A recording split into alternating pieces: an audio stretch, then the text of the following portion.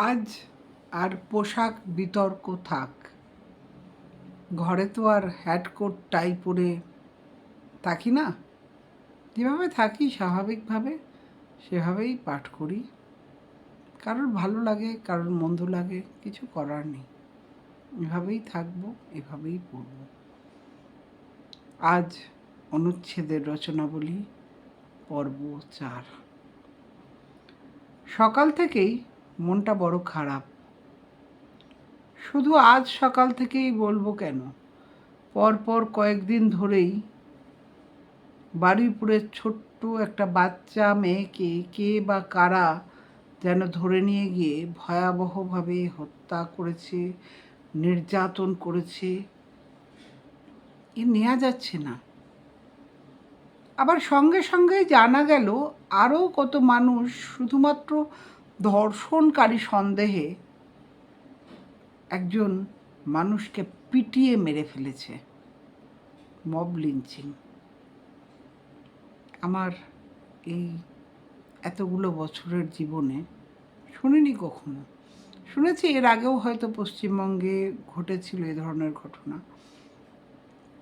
কিন্তু জ্ঞান হওয়ার পর থেকে যতগুলো ঘটনার কথা শুনেছি তাতে মব লিঞ্চিং, মানুষ পিটিয়ে মেরে ফেলেছে, এ ধরনের ঘটনা শোনা কমই গেছে।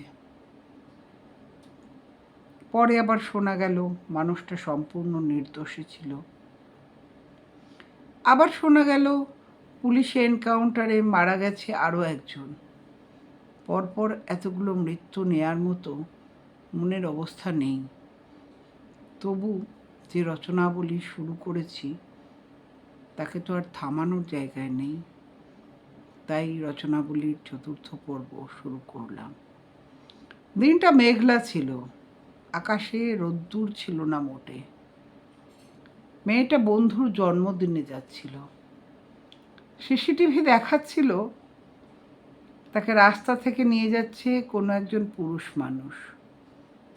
তারপর মেয়েটা ভ্যানিস। অন্ধকারের ভয়াবহ অতল থেকে তুলে আনা হলো একটা কুৎসিত মৃতদেহ। সরকার তার ব্যবস্থা গ্রহণ করলো। প্রতিবাদীরা রাস্তায় নেমে মিছিল করতে শুরু করলো। কিন্তু তার আগেই কে বা কারা যেন শুধুমাত্র সন্দেহের বশে পিটিয়ে মেরে ফেললো একজন মানুষকে। এ সমাজ চিনতে পারছি না। চারপাশের চেনা মুখ আর মুখোশের আড়ালগুলো চিনতে পারছি না কোনোভাবেই। বড় বেশি হতাশায় ডুবে যেতে যেতে শুনতে পেলাম মায়ের ডাক, ভাত বেড়েছি, খাবি আয়।